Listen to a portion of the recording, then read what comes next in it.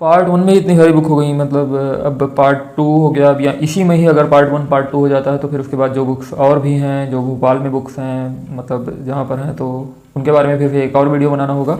तो अभी फ़िलहाल शुरू करते हैं कुछ बुक्स जो टाइम पास वाली बुक्स होती हैं। कुछ बुक्स हमेशा जो ही नहीं यार कि हमेशा केवल वही पढ़ते रहें, क्या सेल्फ ग्रोथ हो गया, कॉर्पोरेट ग्रोथ हो गया and blah blah blah, it's always hustle everyday 24 hour. Life doesn't work that way. Everything is accomplished at its own pace. Actually हर एक चीज़ का अपना एक टाइम होता है, आप काम करिए, पर हर एक चीज़ ज़रूरी है। Nature doesn't Hari yet everything is accomplished, ये एक कोटेशन है, लाओत्ज़ो का है आई थिंक। मतलब नेचर के द्वारा कोई हरी नहीं होती है, कोई जल्दबाजी नहीं की जाती है। नेचर में हर एक चीज़ अपने टाइम पे अपने आप होती रहती है। तो ये है द सीक्रेट ऑफ नागास, वो था वायुपुत्राग, और फिर सीता रावणा, और बहुत सारी बुक्स हैं। अमीश की तो बुक्स हैं ही, इमोर्टल ऑफ मेलुहास। तो अभी सीक्रेट ऑफ नागास है। तो सीक्रेट ऑफ नागास ये पुरानी बुक है, कई सारे लोगों ने उस समय जब रिलीज हुई थी 2012 11-12 की बात है, 12-13 की बात है, तब बहुत सारे लोगों ने पढ़ी होंगी ये बुक। तो इसे मैंने थोड़ा बहुत पढ़ा था, बहुत ही कैची और नए टाइप में लिखा गया है भगवान शिव की स्टोरी को, दूसरे पॉइंट ऑफ व्यू से दिखाया गया है। तो अच्छी बुक है, बट मेरे पास इतना वक्त तो नहीं है कहानी देने के लिए, इसीलिए फिर मैं कुछ कहानी के बारे में देवदत्त पटनायक मुझे उनके व्यूज़ और ये सब जो मिथोलॉजी, हाँ वो बताते हैं कि someone's truth someone's not truth में, लाइक किसी को किसी भी ट्रुथ से सेटिस्फेक्शन होता है तो वो उसके लिए वो चीज़ ट्रुथ है, किसी के लिए वो चीज़ ट्रुथ हो सकती है, किसी के लिए नहीं हो सकती है। तो इन्होंने बहुत सारा अध्ययन किया हुआ है, Indian mythology, Greek mythology, all over the world कहें तो। मैंने इनके बहुत सारे आर्टिकल्स जैसे आते रहते हैं, दैनिक भास्कर में भी इनके आर्टिकल्स आते हैं, और ये कई सारे इंटरव्यू द रणवीर शो में भी ये आ चुके हैं, कई बार 2-3 बार तो आ ही चुके हैं। तो उनके पॉडकास्ट भी मैंने सुने हैं, दे आर वेरी इंटरेस्टिंग। और इनकी book like how to get rich हो गया, तो वो इंडियन मिथोलॉजी के हिसाब से बनाते हैं कि जो धन के देवता हो गए, कुबेर हो गए और भगवान गणेश हो गए, तो इन सबका एक फाइनेंस से रिलेट करके बताते हैं। वैसे ही ये है शिखंडी, तो ये बुक है जो ट्रांसजेंडर होते हैं, LGBTQ कम्युनिटी होती है, ये पुराने ज़माने से कब से चले आ रहे हैं, तो उनके बारे में, हर एक के बारे में उन्होंने एक अच्छी कहानी दी हुई है। तो ये पढ़ने के लिए एक बहुत अच्छी बुक है, जो आपका जो संकीर्ण मानसिकता अगर आपकी होगी तो वो ओपन करेगी। और अगर आपकी थोड़ा और संकीर्ण मानसिकता है तो रानी कोहिनूर का जो एक पॉडकास्ट है रणवीर शो में किया गया था, तो वो भी आप देख करके सुन सकते हैं।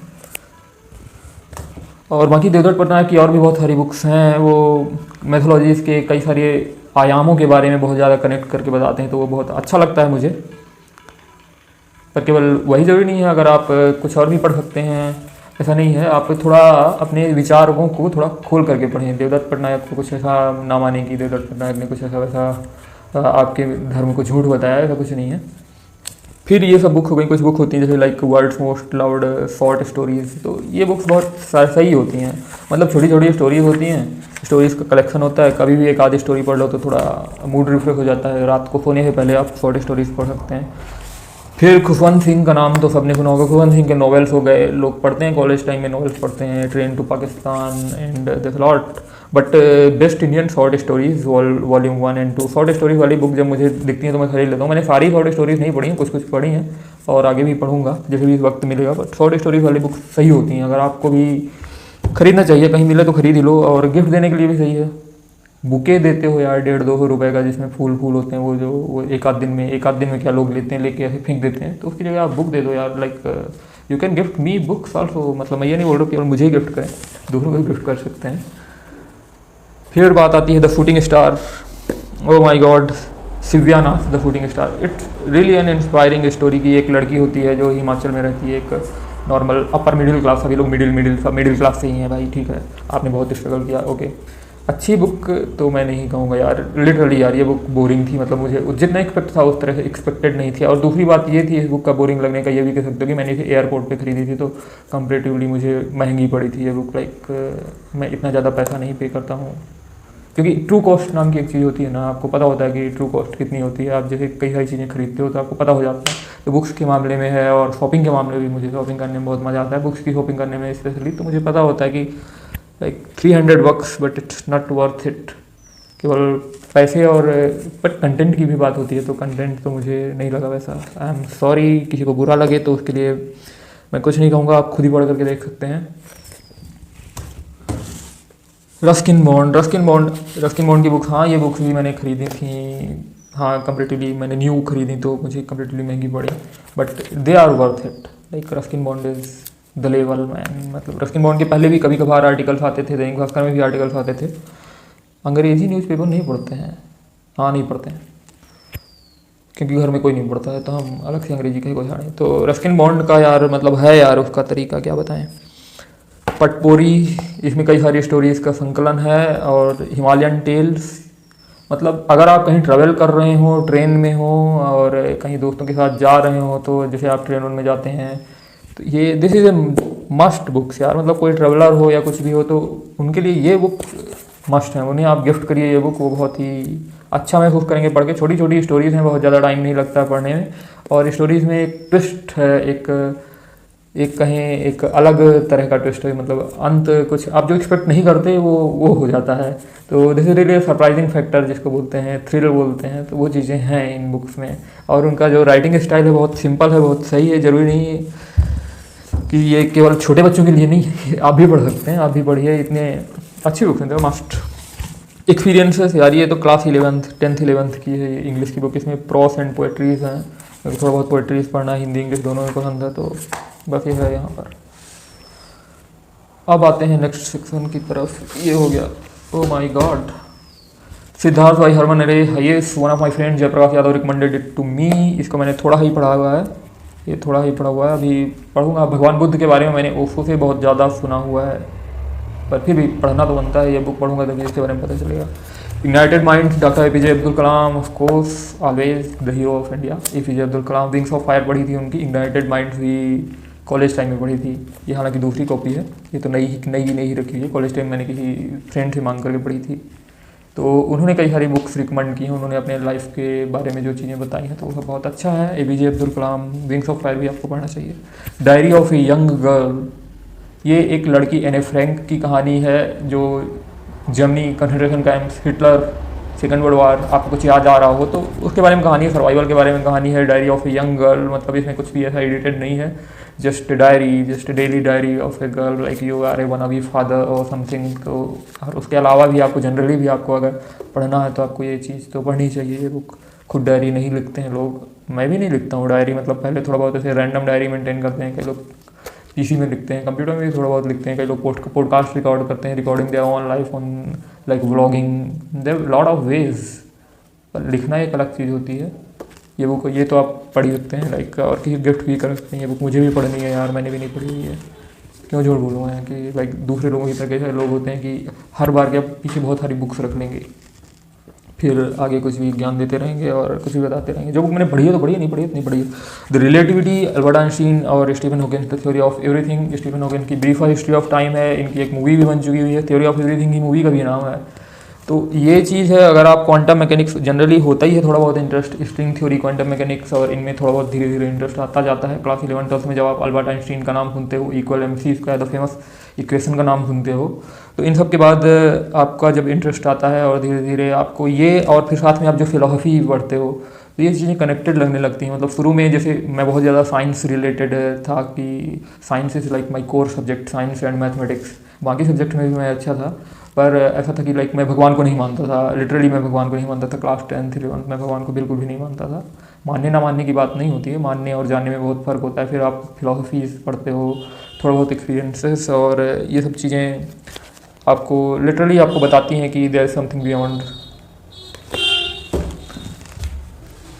Emotions and relationships by our great Sadhguru. Sadhguru के बारे में अभी तक तो सभी लोग, पूरी दुनिया के लोग जान गए होंगे। सदगुरु यूट्यूब पर बहुत फेमस हैं और उन्होंने एक तरह से रिवाइव किया है इंडियन कल्चर को, फिलोसफी को। तो उनका बहुत ही यूनिक वे है, और आजकल इंटरनेट के ज़माने में तो छाए हुए हैं। उन्होंने बहुत सारी बुक्स लिखी, बहुत ही सिंपल तरीके से बुक भी है, प्रैक्टिसेस भी जो हैं तो बहुत ही सिंपल तरीके से हैं, और अच्छी बुक है। अगर आप इमोशन रिलेशनशिप, सभी लोग रिलेशनशिप में तो पढ़ते ही हैं, और इमोशंस लाइक IQ से ज़्यादा रिलेटेड होता है EQ, emotional quotient. IQ 140, above 140, above 160, that's not a thing, but more IQ it doesn't mean the success. The success in life means how you handle your own emotions and how you understand. Empathy is a word. Autobiography of Yogi Paramhansa Yogananda,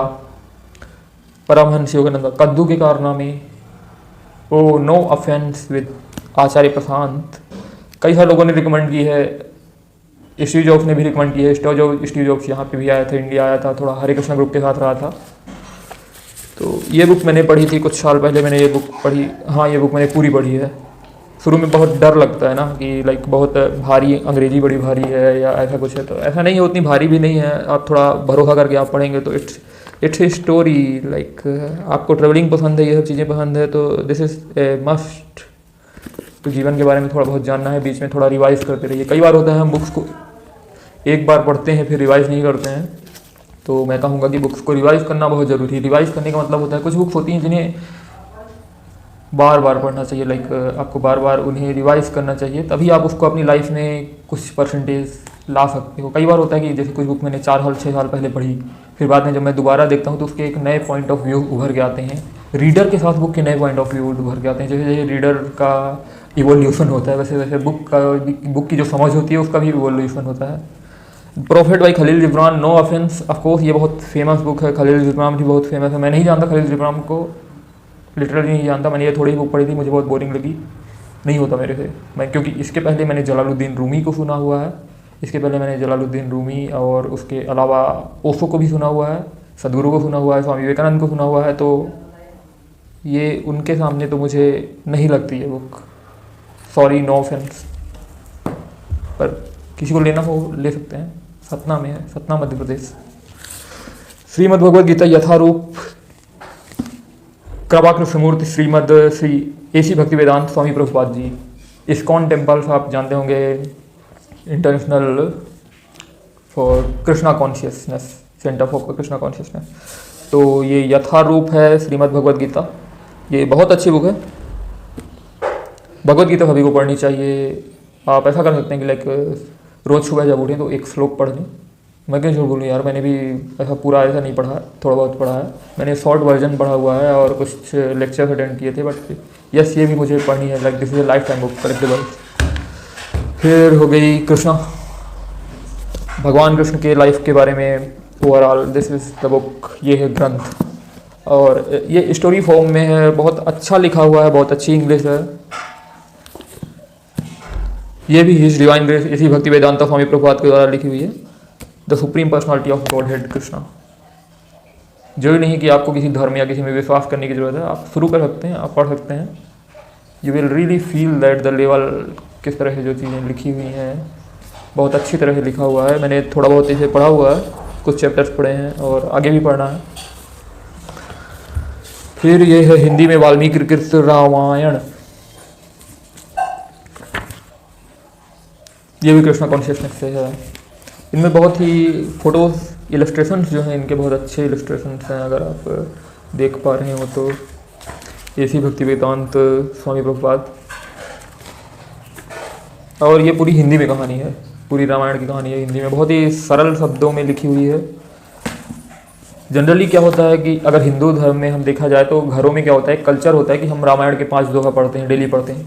तो रामायण के 5 दोहा पढ़ना तो ठीक है, पर उन्हें अगर आप हिंदी अनुवाद के रूप में भी पढ़ें तो वो चीज़ें ज़्यादा समझ में आएंगी और जो सुन रहे होंगे और आपको खुद को भी ज़्यादा अच्छी तरह समझ में आएंगी। तो ये चीज़ बहुत ज़रूरी है और इसी तरह आप बुक्स पढ़ते रहें, बुक्स मंगाते रहें, बुक्स के लिए थोड़ा क्रेजी रहें, जैसे कि मैंने बहुत सारी बुक्स मंगाई हैं। उसके अलावा हाँ, मुझे ट्रैवलिंग पसंद है, मैं बहुत ट्रैवल करता हूँ, जहाँ ट्रैवल करता हूँ तो वहाँ की गाइड ले लेता हूँ। लाइक खजुराहो एंड छत्तीसगढ़ भी गया था तो छत्तीसगढ़ रोड एड्रेस, और भी बहुत सारी चीज़ें हैं। बट फिलहाल हाँ, कहीं पर भी जाएँ तो उसका इंटरनेट, हाँ कई लोगों को इंटरनेट पसंद है, कई लोगों को किंडल पसंद है, तो मेरे को तो हार्ड कॉपी ही पसंद है।